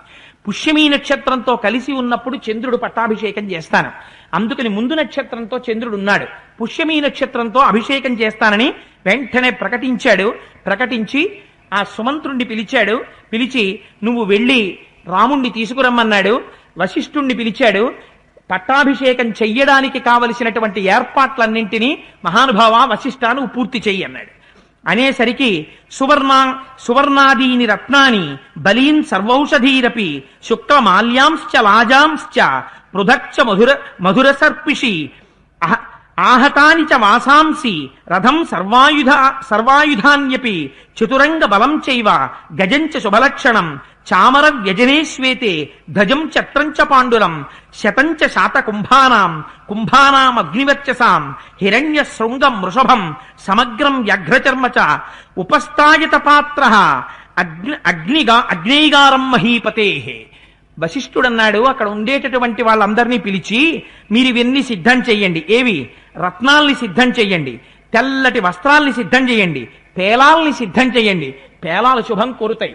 అందుకే మనకి చిన్నతనంలో, మా ఇంట్లో చిన్నతనంలో ఎప్పుడైనా మరమరాలు తింటే ఒప్పుకునేవారు కాదు. ఎప్పుడైనా చేతిలో పావలాయో 10 పైసలో ఉంటే మరమరాలు కొనమంటే కొనేవారు కాదు. మనకి సంప్రదాయంలో ఒక లక్షణం ఉంది. మీరు తెలిసి కానీ తెలియాలి కానీ ఇంట్లో మరమరాల్ని చల్లితే భూత ప్రేతాదులు వస్తాయి అవి తినడానికి. అందుకే ఒక్కొక్క వస్తువు వెళ్ళిపోతుంటే పేలాల్ని జల్లుతారు డబ్బులతో కలిపి. ఇది కూడా స్వరూపాన్ని పొందేసిందని. అందుకని ఇంట్లో చిన్నతనంలో మరమరాలు కొనిపెట్టేవారు కాదు. అందుకని దాని బదులు పేలాలు కొనేవారు. పేలాలు దేవతలకి ఆహ్వానం. ఒక్కొక్క దానికి ఒక్కొక్క శక్తి ఉంటుంది. ఘంటానాదం చేస్తే దేవతలకి పిలుపు, బిందె చప్పుడు చేస్తే పితృదేవతలకి పిలుపు, బిందెలో చప్పుడు చేస్తే దయ్యాలకి భూతాలకి పిలుపు, కంసాన్ని చప్పుడు చేస్తే పితృదేవతలకి పిలుపు. అందుకే ఒక్కొక్క చోట ఒక్కొక్క రకమైన క్రియాకలాపం చేస్తున్నప్పుడు ఒక్కొక్క చప్పుడు చేయిస్తుంటారు. శంఖానాదం చేస్తే విజయానికి పిలుపు. పేలాలు ఇంట్లో చల్లినా, పేలాలు తిన్నా, పేలాలు ఇంట్లో చేతుల్లో పట్టుకున్నా, ఇంట్లో పేలాలు ఉన్నా దేవతలు సంతోషపడతారు. అందుకే పేలాలు నైవేద్యం పెట్టినా, పేలాలు బెల్లం ముక్క నైవేద్యం పెట్టినా, పేలాలు చేత్తో పట్టుకుని తింటున్నా, ఇంట్లో పిల్లలు పేలాలు తింటూ అక్కడ ఇక్కడ పడేసినా దానివల్ల ఇల్లు వృద్ధిలోకి వస్తుంది. అందుకని మహానుభావుడు వశిష్ఠుడు అన్నాడు, లాజాంశ్చ, ఆ పేలాలు తీసుకురండి. చతురంగ బలాలు సిద్ధం చెయ్యండి. ఏనుగుని, మంచి ఏనుగును ఒకదాన్ని సిద్ధం చేయండి. తెల్లటి గొడుగు సిద్ధం చెయ్యండి. చామరం సిద్ధం చెయ్యండి. ఆ తరువాత అగ్నిహోత్రంలా విరిసిపోయేటటువంటి 100 కుంభములను సిద్ధం చెయ్యండి. బంగారపు తొడుగులున్నటువంటి కొమ్ములున్నటువంటి ఎద్దు సిద్ధం చెయ్యండి. ఎక్కడా తెగిపోనటువంటి పూర్తిగా ఉన్న పులి చర్మాన్ని సిద్ధం చెయ్యండి. ఆ తరువాత వీటన్నింటినీ తీసుకెళ్లి దశరథ మహారాజు గారి యొక్క అగ్నిగృహంలో పెట్టండి. ఆయన అగ్నిహోత్రం చేస్తాడు అక్కడ. అందుకని అగ్నిగృహంలో పెట్టండి. రేపటి రోజున రామచంద్రమూర్తికి పట్టాభిషేకం జరుగుతుంది. ద్వారాలన్నింటినీ తోరణాలతో అలంకారం చెయ్యండి. గంధం కలిపినటువంటి నీళ్లతో గడపల్ని కడగండి. ఇంట్లో శుభకార్యాలు జరిగితే ఎలా ప్రవర్తించాలో మనకి నేర్పింది రామాయణం. గంధం కలిపినటువంటి నీళ్లతో గడపల్ని కడగండి. ధూపం వెయ్యండి. ఆ తరువాత పాలు అన్నంలో కలిపి, పాలు పెరుగు అన్నముతో కలిపి ఉన్నటువంటి వాటిని బ్రాహ్మణులకు పెట్టండి. వాటిని సిద్ధం చేయండి. పాలు పెరుగు కలిసినటువంటి అన్నాన్ని తినడం దేవతలకి ప్రీతికరమైనటువంటి విషయం. అందుకని బ్రాహ్మణుల్ని పిలిచి స్వస్తివాచనం చేయిస్తాం. ఆ తర్వాత ప్రతి ఇంటి మీద పతాకాలు ఎగరయ్యండి. ఆ తరువాత ఎక్కడ చూసినా కూడా నాటకాలు వేసేటటువంటి వాళ్ళని, పాటలు పాడగలిగినటువంటి వాళ్ళని సిద్ధం చెయ్యండి. వేశ్యలు అలంకారం చేసుకుని రావాలి. వాళ్ళు రాజాంతఃపురంలో 2వ కక్ష వరకే వచ్చి అక్కడ నిరీక్షించాలి. దేవాలయాలన్నింటిలో ప్రత్యేక పూజలు చేయించండి, అభిషేకాలు చేయించండి. పొడుగైనటువంటి కత్తులు పెట్టుకున్నటువంటి వీరులు వచ్చి సిద్ధంగా ఉండాలి. ఆలయాలలో నివేదన చేయడానికి మళ్ళీ వేరే ఆ మహానైవేద్యానికి ఏర్పాట్లు చెయ్యండి, ఇవన్నీ చేసి సిద్ధం చెయ్యండి, రేపు రామచంద్రమూర్తికి అభిషేకం జరుగుతుంది అని చెప్పారు. చెప్పిన తరువాత దశరథ మహారాజు గారు చూశారు, సంతోషించారు. ఆ సభలోనే కూర్చుని ఒక్కసారి సుమంత్రుణ్ణి పిలిచి నువ్వు వెళ్ళి రామచంద్రమూర్తిని సభకి తీసుకురమ్మన్నారు. వెళ్ళారు. సుమంత్రుడు వెళ్ళి, మహానుభావా, నిన్ను రామచంద్రమూర్తి దశరథ మహారాజు గారు పిలుస్తున్నారు, సభకి విజయం చెయ్యమన్నారు. ఆయన ఉత్తమమైనటువంటి రథం ఎక్కారు. వెనక అంజలి ఘటించి సుమంత్రుడు నిలబడ్డాడు. రథం దిగారు. ఆ పైకెక్కి దశరథ మహారాజు గారు కూర్చున్నటువంటి సభలోకి రామచంద్రమూర్తి ప్రవేశించారు. ప్రవేశించి చిత్రం చూడండి, రామవర్మాహంభో ప్రతి అభివాదయే అని రాజులైతే చిట్ట చివర వర్మ పెట్టుకుంటారు, బ్రాహ్మణులైతే శర్మ పెట్టుకుంటారు. చతుస్సాగర పర్యంతం గోబ్రాహ్మణేభ్య ప్రవర చెప్తారు. చెప్పి తండ్రి గారి యొక్క పాదముల వంక చూసి నేను రామవర్మనొచ్చాను అని చెప్పి చెవులు పట్టుకుని ఆయన పాదములకు శిరస్సు తగిలేటట్టుగా నమస్కారం చేశాట రామచంద్రమూర్తి. చూశాట దశరథ మహారాజు గారు రాముడి వంక. ఈ గుణాల వల్ల కదా రామా నేను కట్టుబడిపోయాను, ప్రజలందరూ సంతోషిస్తారు, నువ్వు రోజు రోజుకి వృద్ధిలోకి వచ్చినా నా పాదములు కనపడగానే వంగి నమస్కారం చేస్తావు, ఇంత పితృభక్తి కలిగినటువంటి వాడివే కాబట్టే రామా నాకింత ప్రీతి అనుకున్నట్ట. దశరథ మహారాజు గారి మనస్సులో కలిగిన భావం ఏమిటో ఎంత సున్నితంగా ఎంత అందంగా వాల్మీకి మహర్షి చెప్తారో చూడండి. తండ్రి గారు పెద్దవాడైపోయాడు, 65 ఏళ్ళు వచ్చేసాయి, పంచె కట్టుకుంటాడు. పంచె కట్టుకుని లాల్చీ వేసుకుని ఉత్తరీయం వేసుకుని దేవాలయాల చుట్టూ తిరగడం అలవాటు చేసేసుకున్నాడు అనుకోండి. కొడుకు ఇన్షర్ట్ చేసుకునేటప్పుడు తను పూర్వాశ్రమంలో ఇన్షర్ట్ చేసుకునేటప్పుడు ఎలా చేసుకున్నాడో అలా ఇన్షర్ట్ చేసుకుని కొద్దిగా దాన్ని ఇలా ఇలా పైకి లాక్కుంటూ బెల్ట్ పెట్టుకుంటూ ఆ బెల్ట్ సర్దుకోవడం కూడా అచ్చు తనలా సర్దుకుంటూ ఆ క్రాప్ సర్దుకుంటూ కొడుకు వస్తున్నాడు అనుకోండి పైకి. తండ్రి చూసి ఏమంటాడు, అద్దంలో నా ప్రతిబింబాన్ని చూసినట్టుంది, నేను కూడా వాడి వయస్సులో ఉన్నప్పుడు అలాగే ఇన్షర్ట్ చేసి అలాగే బెల్ట్ సర్దుకుని అలాగే క్రాప్ సర్దుకునేవాడిని, వీడికి అన్నీ నా పోలికలే అని ఆత్మావై పుత్రనామాసి అని తన కొడుకు తనలా ప్రవర్తిస్తుంటే తన జీవితం ఇంకా పొడిగింపబడినట్టు తండ్రి సంతోషపడిపోతాడు. ఆనాడు తండ్రి చేసే పని ఏమిటో తెలుసా అండి, ఈ ఐశ్వర్యము మహదైశ్వర్యము అంది శాస్త్రం. లేచి ఆగలేక గట్టిగా కొడుకుని కౌగిలించుకుంటాడు. పుత్రగాత్ర పరిష్వంగము అన్నారు దాన్ని. తనకి తన కొడుక్కి అభేదాన్ని చూసి నేను మళ్ళీ యవ్వనంలోకి వచ్చినట్టుందని ఆ కొడుకుని గట్టిగా కౌగిలించుకుంటే ఆ కొడుకు యొక్క అంగములన్నీ తండ్రికి తగులుతుంటే ఎంత ఆనందపడిపోయి కన్నుల నీరు పెట్టుకుంటాట. అందులో గుణములు కలిగిన కొడుకైతే ఎలా ఉంటుంది. అందుకని వాల్మీకి మహర్షి అంటారు, తం పశ్యమానో నృపతి స్తుశోష ప్రియమాత్మజం అలంకృత మివాత్మాన మా దర్శ తల సంస్థితం. అక్కడ చూసినటువంటి వాడికి ఎలా ఉందిట, అద్దంలో యవ్వనంలో ఉండగా తను ఎదురుగుండా నిలబడి తన ప్రతిబింబం చూసుకుంటే ఎలా ఉంటుందో అలా అనిపించిందిట రాముణ్ణి చూస్తే. రాముణ్ణి చూసన్నాడు, రామా నీకు పట్టాభిషేకం చేద్దామని అనుకుంటున్నాను. ఎందుచేత అంటే 2 కారణములున్నాయి, ఈ 2 కారణముల చేత నీకు పట్టాభిషేకం చేస్తున్నాను. దశరథుడు ఎంత ధర్మంగా మాట్లాడతాడో చూడండి. జ్యేష్ఠాయామసి మే పత్న్యాం సదృశాం సదృశస్సుతః ఉత్పన్నస్తం గుణశ్రేష్టో మమ రామాత్మజ ప్రియ. నువ్వు ఒకటి నా పెద్ద భార్య, నా యొక్క శీలమును తెలుసుకున్నది, గొప్ప ధర్మము కలిగినది, నిరంతరము నన్ను అనువర్తించేది అయినటువంటి కౌసల్య యొక్క పెద్ద కుమారుడివి. 2 నువ్వు గొప్ప గుణములు కలిగిన వాడివి. పెద్ద భార్య యొక్క పెద్ద కుమారుడివైనా నీకు గుణములు లేకపోతే ఏమో, కానీ నీకు గుణములున్నాయి. అందుకని పుష్యమీ నక్షత్రంలో అభిషేకం చేద్దాం అనుకుంటున్నాను. రామా ఒక్క విషయం జ్ఞాపకం పెట్టుకో, నీకున్న వినయ సంపత్తికి నేనేమీ చెప్పక్కర్లేదు, కానీ ఈ వినయం ఉన్నవాడివి కాబట్టి ఒక మాట చెప్తున్నాను. భూయో వినయమాస్థాయ భవనిత్యం జితేంద్రియ కామక్రోధ సముత్థాని త్యజేధా వ్యసనానిచ. రామా 2 రకములైన వ్యసనములుంటాయి ప్రపంచంలో. రాజు అయిన తర్వాత ఇవి విజృంభిస్తాయి. ఇప్పుడు నువ్వు జితేంద్రుడవు, నీకటువంటి వ్యసనాలు లేవు, కానీ తండ్రి చెప్పిన మాటని గౌరవించేవాడివి కాబట్టి చెప్తున్నాను. విననివాడివైతే నీకు చెప్పడం ఎందుకు. రామా ఈ 2 వ్యసనాలు దగ్గరికి రాకుండా చూసుకో. కామము చేత 10 వ్యసనములు వస్తాయి, క్రోధము చేత 8 వ్యసనములు వస్తాయి. మనుస్మృతిలో చెప్పారు ఆ వ్యసనాలు. కామముంటే వచ్చేటటువంటి 10 వ్యసనాలు ఏమిటో తెలుసా అండి. నిష్కారణంగా వేటాడదామన్న బుద్ధి పుడుతుంది, జూతమాడదామన్న బుద్ధి పుడుతుంది, పగటిపూట నిద్రపోదామన్న అలవాటు వస్తుంది, పరదోషములకి సంబంధించినటువంటి విశేషాలన్నీ ఎప్పుడూ కూర్చుని ఇంకోళ్ళ దగ్గర విందామని అనిపిస్తుంది. పగటిపూట అని కూడా చూడకుండా స్త్రీతో సంభోగిద్దామనిపిస్తుంది. దానితో పాటుగా మద్యము మొదలైనవి తాగుదాం అనిపిస్తుంది. పగలు లేదు, రాత్రి లేదు, అసలు తాగకూడదు, కానీ తాగాలనిపిస్తుంది. నృత్యము పగటిపూట కూడా చూద్దాం అనిపిస్తుంది. గీతములను విందామనిపిస్తుంది. ఇవాళ టీవీలు పెట్టుకుని పగటిపూట చూడడం, ఇవాళ టీవీలు పెట్టుకుని టేప్ రికార్డర్లు పెట్టుకుని పగటిపూట పాటలు వినడం, ఇవన్నీ కూడా కామ సంబంధమైనటువంటి దోషములే. ఎందుచేత పగటిపూట ఇవేవీ చెయ్యడానికి వీల్లేదు. పగటిపూట సమయాన్ని ఎలా గడపాలో కూడా మనుస్మృతి చెప్పింది. అందుచేత వాటితో పాటుగా ఏ విధమైనటువంటి సంబంధం లేకుండా నిష్కారణంగా ఉత్తినే అలా రోడ్ల మీదకి వెళ్ళి కాసేపు తిరిగొద్దామని ఊళ్ళో తిరుగుతుంటాడు. ఒక్కొక్కడు ఇంట్లో ఉండడు. ఎక్కడ ఉంటాడు? మార్కెట్ సెంటర్లో నిలబడ్డమో, సినిమా హాల్ ముందు నిలబడ్డమో. ఆయన ఎక్కడుంటారండి అని మీరు అడిగారు అనుకోండి, వాడి ఇంట్లో వాడు ఉండడు, వాడు ఫలానా చోట ఉంటాడని చెప్తారు. అది ఒక లోపం, కామ సంబంధమైనటువంటి లోపం. అక్కడుండి ఏం చేస్తుంటాడు? ఏమీ చేయడు. లోక సంబంధమైన విషయాలన్నీ అక్కడ పారాయణం చేస్తుంటాడు కూర్చుని. అందుకని అదిగో అలాంటివన్నీ వస్తాయి. అందుకని కామ సంబంధమైన ఈ 10 దోషములు రానివ్వకు. క్రోధ సంబంధంగా 8 దోషాలు వస్తాయి. చాడీలు చెప్పాలనిపిస్తుంది. 2, సత్పురుషులైనటువంటి వాళ్ళ మీద క్రోధం వచ్చి వాళ్ళని నిర్బంధించాలనిపిస్తుంది. 3, కపటంగా ఒకరికి తెలియకుండా వేరొకరిని చంపాలనిపిస్తుంది.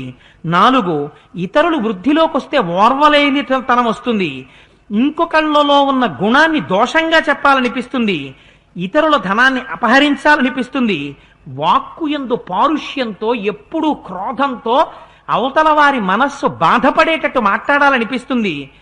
చేతిలో ఏదో ఒక ఆయుధం పట్టుకుని అవతల వాణ్ణి నిష్కారణంగా శిక్షించాలనిపిస్తుంది. ఈ 8 క్రోధజనితమైన వ్యసనాలు. అందుచేత ఈ 8 దగ్గరికి రానివ్వకు. నీకు పుష్యమీ నక్షత్రంలో యవరాజ్య పట్టాభిషేకం చేస్తున్నాను, రామా నువ్వు బయలుదేరవచ్చు, వెళ్ళి ఉపవాసం చెయ్యి అన్నాడు. ఇవాళ ఉపవాసం అంటే ఏమిటో, అసలు ఉపవాసం అంటే ఏమిటో ఎంత తేడా ఉంటుందో మీరు చూద్దరు కానీ. అందుకని రాముడు బయలుదేరి వెళ్ళిపోయాడు. మంత్రులందరితో కలిసి మళ్ళీ అక్కడున్న జానపదుల్ని, పౌరుల్ని వెళ్ళిపోమన్నాడు. ఒక్క రాజులున్నారు, మంత్రులున్నారు. వాళ్లతో అన్నాడు, మీరు ఇంకొకసారి ఆలోచించండి. నేను పెట్టిన ముహూర్తం, ఎందుకని తను పెట్టుకున్నాడు వశిష్ఠుడు పక్కనుండగా, పుష్యమీ నక్షత్రంలో యవరాజ్య అభిషేకం చేస్తానని. దశరథ మహారాజు గారి క్యారెక్టర్లో ఉన్న పెద్ద బలహీనత తొందరబాటు. పక్కన వశిష్ఠుడున్న అడగడు, నేను ఎప్పుడు చెయ్యను యవరాజ్య పట్టాభిషేకం అని. అప్పటికి తనకి తోచిందనుకోండి, ఎక్స్టెంపోర్. చూసారా, మన వాళ్ళు ఒక మాట అంటుంటారు, తలుచుకున్నప్పుడే తాత పెళ్ళి అంటుంటారు. అలా ఎప్పటికీ ఏదనిపిస్తే దాన్ని వెంటనే చేసేయాలనుకుంటాడు. అందుకని పుష్యమీ నక్షత్రంలో నేను అభిషేకం చేస్తానన్నాను, మీరు కూడా ఆలోచించారా, చెయ్యనా అన్నాడు. అప్పుడు అంటే వాళ్ళన్నారు తప్పకుండా చెయ్యి అన్నారు. అన్న తర్వాత వాళ్ళని కూడా పంపించేశాడు. పంపించేసి అంతఃపురంలోకి వెళ్ళాడు. వెళ్ళిపోయిన తర్వాత సుమంత్రుణ్ణి పిలిచాడు. మళ్ళీ వెళ్ళి రాముణ్ణి తీసుకురా అన్నాడు. ఇప్పుడు దశరథుడి హృదయం బయటపడుతుంది. ఇప్పుడు ఎవ్వరికీ తెలియని కూడని రహస్యాలు రాముడి దగ్గర మాట్లాడతాడు. సుమంత్రుడు మళ్ళీ వెళ్ళి, మీ నాన్నగారు ఎందుకో నిన్ను మళ్ళీ తీసుకురమ్మన్నాడు, రావడం రాకపోవడం నీ ఇష్టం అన్నాడు. ఎందుకని? ఇప్పుడే కదండి మాట్లాడాను, మా నాన్నగారితో మళ్ళీ రావడం ఏంటండి అని రాముడు అంటాడేమో అని. కానీ తండ్రి పిలుపు కన్నా గొప్పది రామచంద్రమూర్తికి ఇంకొకటి లేదు. ఇదిగో వస్తున్నానని రథం ఎక్కాడు, మళ్ళీ వెళ్ళాడు. తండ్రి గారు కూర్చునున్నాడు ఒక ఉన్నతాసనం మీద. సింహాసనం కాదది, ఎందుకంటే అంతఃపురంలో ఉన్నాడు. రాముడు మాత్రం వెళ్ళి కూర్చోడు, అది గొప్పతనం. దూరంగా నిలబడి నమస్కారం చేసి నిలబడ్డాడు. రామా వచ్చి కూర్చో అన్నాడు. అంటే వెళ్ళి కూర్చున్నాడు. అంత గౌరవం పీడాపోయేది. నాన్నగారు ఏదైనా చెప్దామని పిలిస్తే వెంటనే వచ్చి వింటే చాలు. ఇన్ని కొత్త కొత్త మాటలు వచ్చేసాయండి, అంత అక్కర్లేదు నాన్నగారండి. ఎక్కడో ఈ బీజాక్షరాలు, ఎక్కడో ఈ మహామంత్రాలు. నాన్నగారండి మీరు ఊరికే చాదస్తం పెట్టేసుకోకండి. నాన్నగారండి మీకేం తెలుసు, అంకుల్కి అన్నీ తెలుసు. తనని కన్నటువంటి తండ్రి ఆయన ప్రాజ్ఞత నీకు పనికి రాకుండా పోయింది. అంత చేసేయకండి నాన్నగారండి, మాకు అర్థమైందిలేండి. అబ్బా బుర్ర తినేస్తారా మా నాన్నగారు, ఎలా పడ్డావమ్మా ఈయంతో తల్లిని. ఇవి ఇవాళ మనందరికీ ప్రబోధకరమైనటువంటి గొప్ప గొప్ప విషయాలు. ప్రతి ఇంట్లో ఈ మాటలు. వృద్ధిలోకి రమ్మంటే ఎక్కడి నుంచి వస్తాయి కుటుంబాలు. రాముడు కనీసం తండ్రి చెప్పేదాకా కూర్చోడు, నిలబడతాడు. మళ్ళీ ఎందుకు పిలిచారు నాన్నగారు అని కూడా అడగడు. మళ్ళీ పిలిచారంటే ఏదో చెప్పడానికే, ఆ మాట నేను అడగడం ఎందుకు, నిలబడతాడంతే. రామా ఇలా వచ్చి కూర్చో అన్నారు. కూర్చున్నాడు. కూర్చున్న తర్వాత దశరథుడు అంటాడు, ఎంత గమ్మత్తుగా మాట్లాడతాడో చూడండి. రామా వృద్ధోస్మి దీర్ఘాయు భుక్తా భోగా మయేప్సిత అన్నవద్భి శతుక్రతై స్తధేష్టం భూరి దక్షిణై అనుభూతాని చేష్టాని మయా వీర సుఖాన్యపి దేవర్షి పితృ విప్రాణ అనుడోస్మి తథాత్మనః. తర్వాత నాకు అపి చాద్యా శుభాన్ రామ స్వప్నే పశ్యామి దారుణాన్ సవిర్ఘాతా దివోల్కాచ పతతీహ మహాస్వన. రామ నేను జీవితంలో అనుభవించని సుఖం లేదు, అన్ని సుఖాలు అనుభవించేశాను. ఈ శరీరం జర్జరీభూతం అయిపోయింది. 100 క్రతువులు చేశాను, పితృయజ్ఞం చేశాను, తండ్రి గారి రుణం తీర్చుకున్నాను, మీ బిడ్డలు పుట్టారు. నేను యజ్ఞయాగాది క్రతువులు చేశాను, దేవతల రుణం తీర్చుకున్నాను. ఋషులకు బ్రాహ్మణులకి గొప్ప దానాలు చేశాను, ఋషి రుణం తీర్చుకున్నాను. స్వాధ్యాయం చేశాను, వేదం చదువుకున్నాను, పురాణాలు చదువుకున్నాను. అన్ని రుణాలు తీరిపోయాయి. ఈ శరీరం జర్జరీభూతం అయిపోయింది. అందుచేత రామ నాకు ఒక ఆలోచన వచ్చింది. నేను చెయ్యవలసిన పని అంటూ నాకేమైనా ఉంటే నీ పట్టాభిషేకం ఒకటి. ఎందుకింత తొందరపడుతున్నావు అని నువ్వు అడగచ్చు. నాకు పీడకలలు వస్తున్నాయి, పైగా పగటిపూట ఉల్కలు కింద పడుతున్నాయి, తోకచుక్కలు కనపడుతున్నాయి. అన్నిటిని మించి నా జన్మ నక్షత్రాన్ని ఇవాళ సూర్యుడు, కుజుడు, రాహువు అనేటటువంటి 3 పాపగ్రహములు ఆవరించి ఉన్నాయి. అందుచేత ప్రమాదం ముంచుకొచ్చేస్తోంది. ఈ శరీరం పెద్దదైపోయింది, ఇది పడిపోతుందని నేను బెంగ పెట్టుకోవట్లేదు రామా. కానీ ప్రజలు దిక్కులేని వారు కాకూడదు. నీకు తొందరగా పట్టాభిషేకం చేసేస్తాను. పుష్యమీ నక్షత్రంలో నీ అభిషేకం పూర్తయిపోతుంది. అందుకని ఎందుకు తొందరగా పట్టాభిషేకం చేస్తున్నానో తెలుసా? ఎంత గుంభనమైన మాట వాడేశాడో చూడండి. నత్యావదేవ మే చేతో న విముంచతి రాఘవ తావదేవాభిషించస్వ చలాహి ప్రాణినామ్మతి. ఒక ఆలోచన వచ్చింది నీకు పట్టాభిషేకం చెయ్యాలని, ఈ మనసు మారిపోకముందే పట్టాభిషేకం పూర్తయిపోని రామ. అయితే నీకొక్కటి చెప్తాను. విప్రోషితశ్చ భరతో యావదేవ పురాజిత తావదేవాభిషేకస్తే ప్రాప్తకాలో తతో మమ. భరతుడు చాలా మంచివాడు, దూరంగా యుధాజిత్తు వాళ్ళ మేనమామ గారి దగ్గర ఉన్నాడు. భరతుడు రాకముందు నీ పట్టాభిషేకం పూర్తయిపోవాలి రామ. భరతుడు రాకముందు పట్టాభిషేకం అయిపోవాలంటున్నానని భరతుడు నీకు పట్టాభిషేకం జరగకుండా ఉండాలని కోరుకుంటున్నాడు అనుకుంటున్నావేమో. అతను ధర్మాత్ముడు, శిక్షింపబడిన బుద్ధి కలవాడు, నిన్ను అనువర్తించేటటువంటి స్వభావం ఉన్నవాడు, చాలా మంచివాడు. కానీ రామ నేను ఒక్క మాట చెప్తాను. కింటు చిత్తం మనుష్యానాం అనిత్యమితి మే మతి సతాంతు ధర్మ నిత్యానాం కృతా శోభిచ రాఘవ. అందుచేత నాకొక్క అనుమానం ఉంది.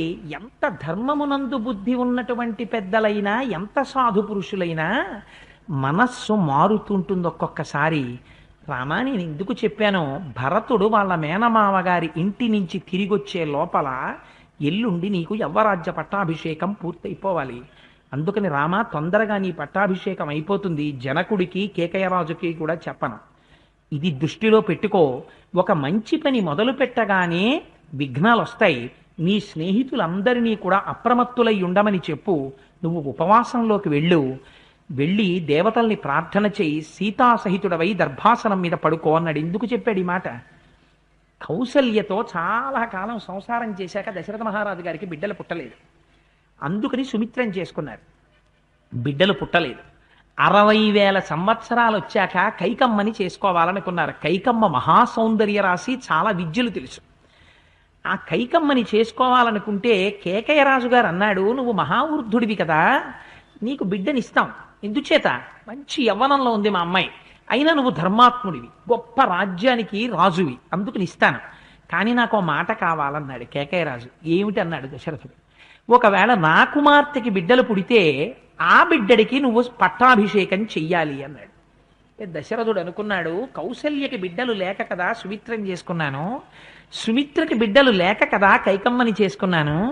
నిజంగా కైకమ్మకి బిడ్డలు పుడితే అంతకన్నా ఆనందకరమైన విషయమే ఉంది. ఆ బిడ్డకే పట్టాభిషేకం చేస్తాను. ఇప్పుడు వచ్చిన నష్టమే ఉంది.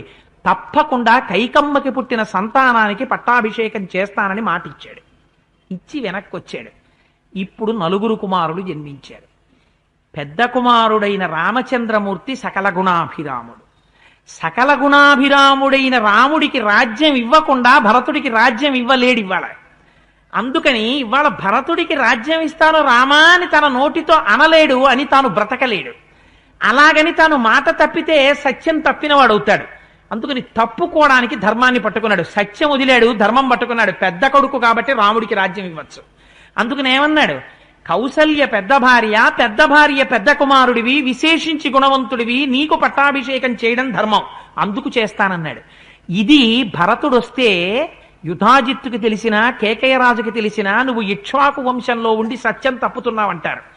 వియ్యంకుడైనా జనక మహారాజు గారు వస్తే పోనీ రాముడి తరపున తీర్పు చెప్పడం. జనకుడు పెద్దవాడు, మహాజ్ఞాని. తన అల్లుడి దృష్టిలో పెట్టుకుని అదేమిటయా పెద్దవాడికి పట్టాభిషేకం చెయ్యొచ్చు అనడు జనకుడు. ఎందుకనడు? ఆయన జ్ఞాని. తప్పయ్యా, సత్యం తప్పకూడదు, భరతుడికే పట్టాభిషేకం చెయ్యి అంటాడు. అందుకని కాలం లేదని చెప్పేస్తాను, వేళ లేదని చెప్పేస్తాను, ఎల్లుండి పట్టాభిషేకం చేసేస్తాను. అటు జనకుణ్ణి పిలవను, ఇటు కేకయరాజుని పిలవను. భరతుణ్ణి పిలిస్తే ఇంత అర్జెంటుగా భరతుడు ఎందుకని అడిగితే మళ్ళీ వాళ్ళకి తెలుస్తుంది. అందుకని అసలు భరతుడిని పిలవను. అసలు భరతుడికి కూడా ఇది తెలియకూడదు, ఎవ్వరికీ తెలియకూడదు. అందుకని భరతుడు లేకుండా ఈ పట్టాభిషేకం అయిపోవాలి. రామా నువ్వు జాగ్రత్త పడన్నాడు. ఇంత గుట్టు తన కడుపులో పెట్టుకుని చెప్పకుండా చెప్పాడు. చెప్పి రాముడికి పట్టాభిషేకం చేయడానికి సిద్ధపడి ఉపవాసం చేయమన్నాడు. ఉపవాసం అంటే ఏం చేశాడో తెలుసా అండి? రాముడు వశిష్ఠుడిని పిలిచి వెళ్ళి ఉపవాసం చేయించమన్నాడు. ఆయన వెళ్ళి మంత్రపూరితమైన ఉపవాసం ఏమిటో చెప్పాడు. వశిష్ఠుడు అక్కడికి వెడితే చెయ్యిచ్చి దింపాడు, నమస్కారం చేశాడు, కూర్చోపెట్టాడు, ఉపదేశం చేసేసి ఎలా చెయ్యాలో ఉపవాసం మహానుభావుడు మంత్రపూరిత ఉపవాసాన్ని చెప్పి రథం ఎక్కి వశిష్ఠుడు వెళ్ళిపోయాడు. ఏమిటో తెలుసా అండి ఆయన చేసిన ఉపవాసం? ఇవాళ రేపు తెలియక చాలా మంది చేస్తున్న ఉపవాసములు కావు. అది కృతక దరిద్రమును అనుభవించుట. అలా చెయ్యకూడదు ఉపవాసం. అలా చేస్తే కలిసి రాదు. ఏది ఉపవాసం అంటే? తన స్నేహితులందరితో సంతోషించి స్నేహితులందరూ వెళ్ళి కౌసల్యకి చెప్పారు రాముడికి పట్టాభిషేకం చేస్తున్నారని. ఆభరణములు ఇచ్చి కౌసల్య శ్రీ మహావిష్ణువుని ప్రార్థన చేస్తూ కూర్చుంది. సుమిత్ర, సీతమ్మ, లక్ష్మణుడు అక్కడ చేరారు. రాముడు వెళ్ళి కౌసల్యకి చెప్పాడు, అమ్మా నాకు పట్టాభిషేకం చేస్తున్నారని. కౌగిలించుకుని సంతోషించి ఆనంద భాష్మములు కార్చి శ్రీ మహావిష్ణువుని ప్రార్థన చేసి, ఏ నక్షత్రంలో పుట్టావో రా నాయన, ఇన్ని గుణములతో నీ తండ్రిని సంతోషపెట్టావు, యవరాజ్య పట్టాభిషిక్తుడు అవుతున్నావు. నేను కౌసల్యనైనందుకు, జ్యేష్ఠ భార్యనైనందుకు కృతార్థురాలనయ్యానంది కౌసల్య. ఇంత సంతోషించాడు.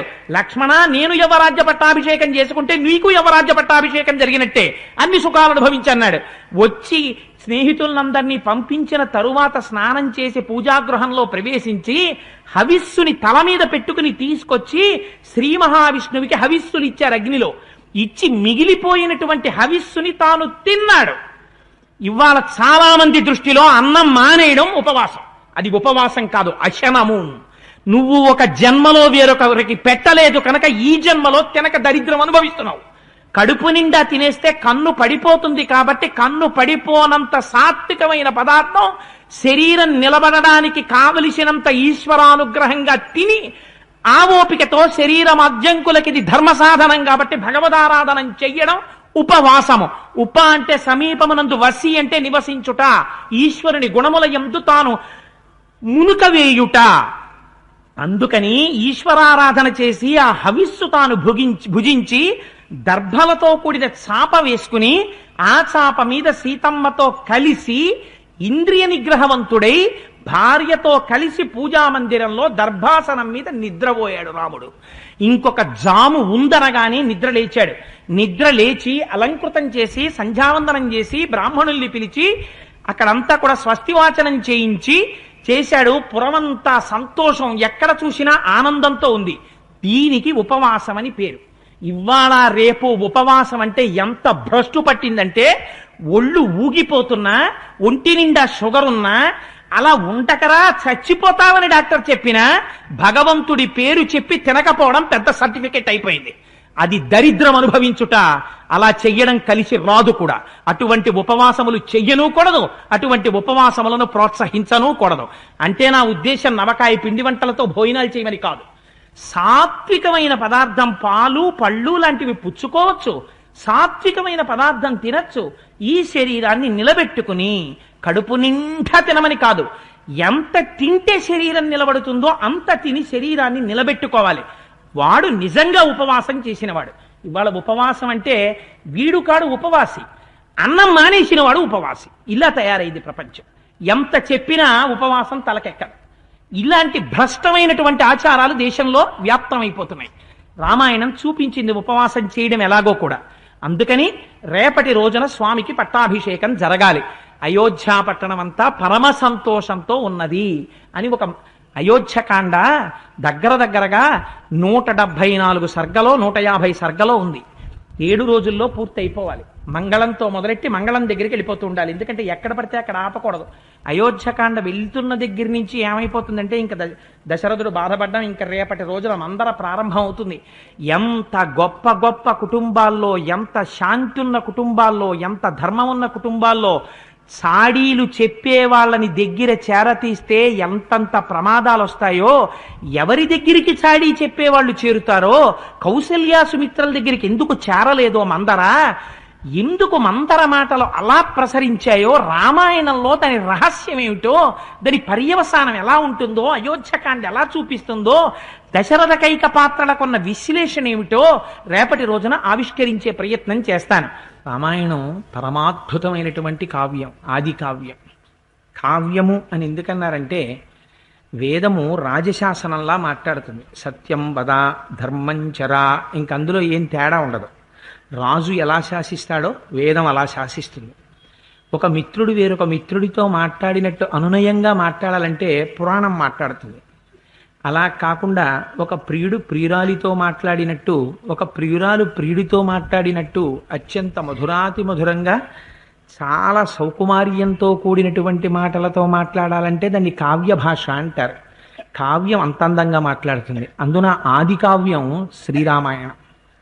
మహానుభావుడు వాల్మీకి రచించినటువంటి రామాయణం ఆ తర్వాత ఎందరో కవులకు మార్గదర్శకమైంది. కాళిదాసు, భాసుడు మొదలైనటువంటి వారందరూ వాల్మీకి మహర్షి చేత ప్రేరణ పొందినవారే. వాల్మీకి పాదములకు నమస్కరించని వారు, వాల్మీకి దగ్గర ఆ కవిత్వం చెప్పడంలో ఆ సంస్కారాన్ని పుణికి పుచ్చుకోనటువంటి వారు ఎవరూ లేరు. అంతటి మహానుభావుడు వాల్మీకి. అటువంటి వాల్మీకి నిన్నటి రోజు ఘట్టాన్ని పూర్తి చేసేసరికి రామచంద్రమూర్తి యొక్క గుణసంపదనంతటినీ వర్ణించి పుష్యమీ నక్షత్రంలో యవ్వరాజ్య పట్టాభిషేకం చేస్తాను అని దశరథ మహారాజు గారు తానే ముహూర్తాన్ని నిర్ణయించుకున్నాడు. చైత్ర శ్రీమాన్ అయం మాసః పుణ్యః పుష్పితకాననః యవ్వరాజ్యాయ రామస్య సర్వం మే ఉపకల్ప్యతాం. ఇది చైత్రమాసం కనుక పుష్యమీ నక్షత్రం ఉండగా నేను రామచంద్రమూర్తికి యవ్వరాజ్య పట్టాభిషేకము చేస్తాను అని సంకల్పం చేశాడు. సరే, దానికి తగినట్టు వశిష్ఠాది మహర్షులందరూ కూడా కావలసిన సంభారములన్నింటినీ సేకరించి సిద్ధం చేశారు. రాచనగరు ఎక్కడ చూసినా కూడా ఇంకా పుష్యమీ నక్షత్రంలో అభిషేకం జరుగుతుందని తెలియగానే ఇంకా కోసల దేశంలో అయోధ్య పట్టణంలో ఉన్నటువంటి పౌరుల యొక్క ఆనందానికి అంతు లేదు. ఎందుకని సకల సుగుణాభిరాముడైనటువంటి రాముడు యువరాజుగా వస్తున్నాడు, వాళ్ళ కోరిక తీరుతోంది. అందుకని ఎక్కడ చూసినా కళాభి జల్లారట.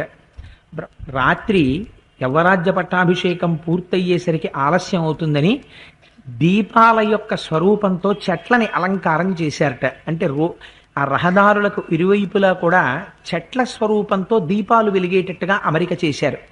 రహదారులన్నీ చాలా కాంతివంతంగా ఉండాలని. ఎక్కడ చూసినా సరే నటులు, ఆ తర్వాత గాయక సంఘముల వాళ్ళు పాటలు పాడుతూ నాట్యాలు చేస్తూ పరమ సంతోషంగా ఉన్నారు. ప్రజలందరూ చాలా మంచి బట్టలు అలంకారం చేసుకున్నారు. ఇంకా ఎక్కడ చూసినా అయోధ్య పట్టణంలో ఆనందమే ఆనందం. అంత ఆనందంగా సంబరాలు చేసుకుంటున్నారు. అసలు కౌసల్య ఆనందానికి అవధుల్యం.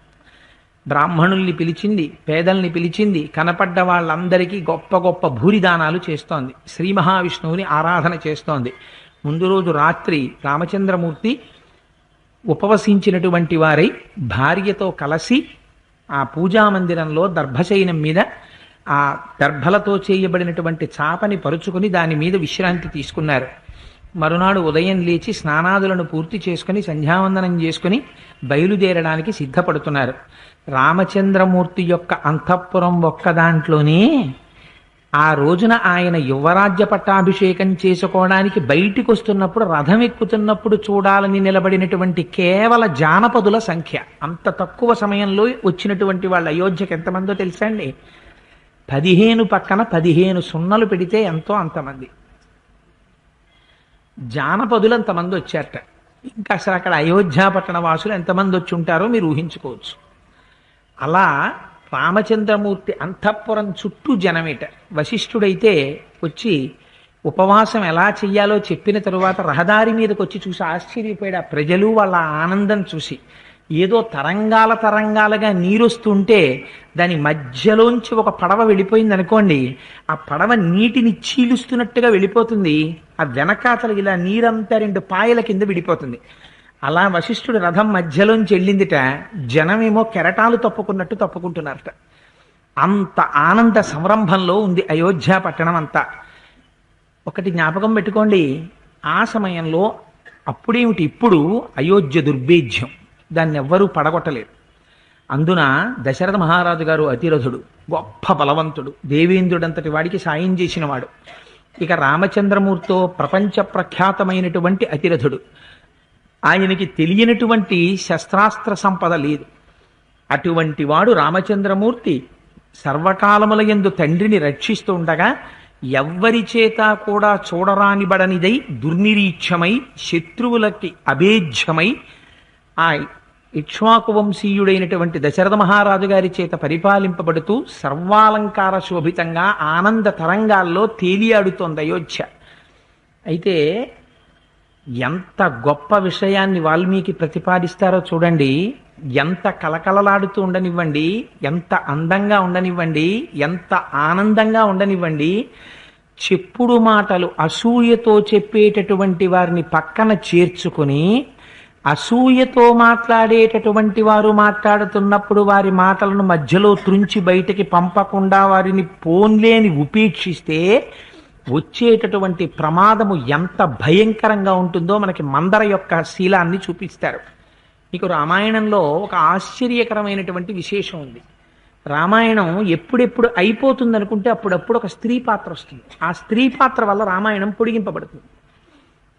మీకు సీతారాముల యొక్క వివాహం అయిపోయిన తరువాత యథార్థములకు వాళ్ళు అయోధ్య పట్టణానికి వస్తే సంతోషంగా కాలం గడుపుతున్నప్పుడు రామాయణం అయిపోయింది. కానీ మందర ప్రవేశించింది. ప్రవేశించడం చేత రాముడు అరణ్యములకు వెళ్ళాడు. రాముడు అరణ్యవాసానికి వెళ్ళిపోయిన తరువాత 14 ఏళ్ళు పూర్తి చేసుకుని వెనక్కి వచ్చేసాను. కానీ అనుకోకుండా అక్కడికి శూర్పణకు వచ్చింది. రావడం వల్ల రావణాసురుడు సీతమ్మ తల్లిని అపహరించాడు. మళ్ళీ కథ పొడిగింపబడింది. సీతమ్మ తల్లిని అపహరించాడు. ఒకానొకనాడు రావణాసురుడికి అపారమైన క్రోధం వచ్చి సీతమ్మ తల్లిని సంహరిస్తానని ఖడ్గం తీసి ఆవిడ మీదకి వెళ్ళాడు. కానీ ఆ రోజున రావణాసురుడో సీతమ్మో తేలిపోను, ధాన్యమాలిని అడ్డుపడింది. రామాయణం మళ్ళీ పొడిగింపబడింది. సీతమ్మ తల్లి తానే ఉరివేసుకుని మరణిస్తానని శిశుపా వృక్షానికి తన కేశపాశాన్ని ఉరిగా కట్టుకుని ఉరి పోసుకుంటున్న సమయంలో త్రిజట లేచి తన స్వప్నాన్ని చెప్పి మళ్ళీ బాహ్యస్థితిని కల్పించింది, ఆనందాన్ని కల్పించింది ఆ ఉరి వేసుకోవడానికి ముందు. అందుచేత మళ్ళీ రామాయణం పొడిగింపబడింది. రామాయణంలో ఉన్న గమ్మత్తు ఏమిటంటే ఎక్కడెక్కడ రామాయణం అయిపోతోందనుకుంటే అప్పుడప్పుడు ఒక స్త్రీ పాత్ర ప్రవేశిస్తుంది. ఆ పాత్ర చాలాసేపు ఉండాలని నియమం ఏం లేదు, ఒక్కసారి కనిపించవచ్చు. కానీ ఆ పాత్ర తాలూకా ప్రభావం మీకు ఆశాంతం రామాయణం మీద కనపడుతుంటుంది. అంత గమ్మత్తైన పాత్రను ఒకదాన్ని ప్రవేశపెట్టారు. ఆ పాత్రకు అంతకుముందు ఎక్కడా పరిచయం లేదు రామాయణంలో. ఆ పాత్ర ఎవరితో మాట్లాడిందో, ఏం మాట్లాడిందో, ఎవరి దగ్గర ఏం సన్మానాలు పొందిందో, ఎవరి చేత అవమానములు పొందిందో ఎవ్వరికీ తెలియదు. అటువంటి పాత్రని ప్రవేశపెడుతూ ఒక పరమాద్భుతమైనటువంటి విషయాన్ని ఆవిష్కరిస్తారు వాల్మీకి మహర్షి. అందులో అంటారు, అయోధ్య పట్టణం అంతా పరమ సంతోషంగా ఉంది. అలాంటి సమయంలో ఆ మందర ఒక్కసారి ఆ రాజప్రాసాదము యొక్క పైకెక్కి జ్ఞాతిదాసీయతో జాత కైకయ్యాస్తు సహోషిత ప్రాసాదం చంద్రసంకాశం ఆరురోహ ఎదృచ్ఛయా. చంద్రబింబం ఎలా ఉంటుందో అంత అందంగా ఉన్నటువంటి ప్రాసాదం పైకెక్కింది. ఆవిడ కుబ్జ అంటే గూని ఉన్నటువంటి స్త్రీ. అందుచేత సహజంగా చాలా అందవికారమైనటువంటి వనిత. ఆవిడ ప్రాసాదం పైకెక్కింది. ఎందుకు ఎక్కింది అంటే దానికి ఏం కారణం లేదు, ప్రాసాదం పైకెక్కింది. ఎవరావిడ మందర అసలు అంటే వాల్మీకి మహర్షి అన్నారు, సహోషిత కైకేయ్యాస్తు సహోషిత అన్నారు. ఎప్పుడు పుట్టిందో అప్పటి నుంచి కైకేయితో ఉంటోంది అన్నారు. కాబట్టి ఆవిడ అయోధ్య పట్టణానికి సంబంధించింది కాదు. దశరథ మహారాజు గారి పరిపాలనలో అంత దుష్టబుద్ధి కలిగినటువంటి పాత్ర ఒకటి అయోధ్యలో ఉండడానికి వీల్లేదు. కాబట్టి ఎక్కడి నుంచి వచ్చింది? ఎక్కడ కైకేయి ఉన్నదో ఆ కైకేయి దగ్గర ఆవిడ పుట్టినప్పటి నుంచి కైకేయితో ఉంది. అరణపు దాసీగా కైకేయితో పాటుగా కైకేయి అత్తవారింటికి వచ్చినప్పుడు ఆవిడే వచ్చింది. కానీ ఇంతకాలం బహుశా ఆవిడికి మాట్లాడడానికి అవకాశం రాలేదు. ప్రథమ ప్రయత్నంగా ఆవిడికి మాట్లాడడానికి అవకాశం వచ్చి ఉండవచ్చు. ఆవిడ రాజప్రాసాదం మించి చూసింది. చూసేసరికి ఎక్కడ చూసినా బ్రహ్మాండమైనటువంటి ఉత్సవ